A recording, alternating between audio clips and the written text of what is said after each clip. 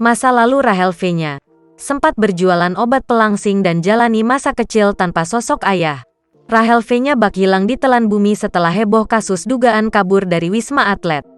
Diketahui Rahel V-nya dibantu seorang oknum TNI berinisial FS kini sudah dinonaktifkan, adapun kini Rahel V-nya terancam bakal dapat hukuman penjara jika terbukti benar kabur saat karantina. Selain kasus kabur dari karantina, Rahel ternyata punya masa lalu yang cukup mencengangkan. Ternyata perekonomian keluarga mereka sempat terpuruk saat orang tua Rahel berpisah. Merasa jatuh dan terpuruk, Rahel berusaha bangkit memperbaiki kehidupannya bersama ibunya. Ia juga sempat menjadi make-up artis dengan bayaran Rp200.000 setiap kali booking. Untuk jualan online, Rahel memulai bisnis tersebut dengan menjual obat pelangsing. Diceritakan pula jika dahulu ia memiliki badan yang sedikit berlebih. Ia kemudian meminum jamu yang diberikan oleh ibunya untuk melangsingkan badan.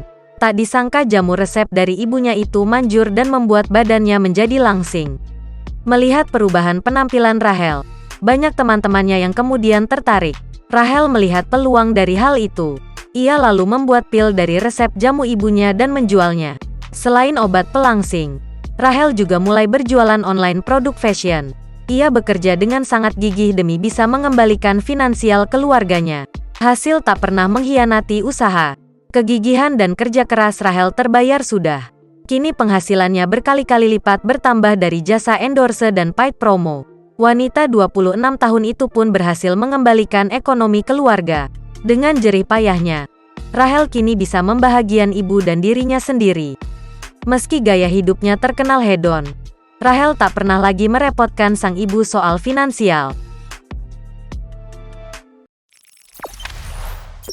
Jangan lupa subscribe, share, komen, dan like ya!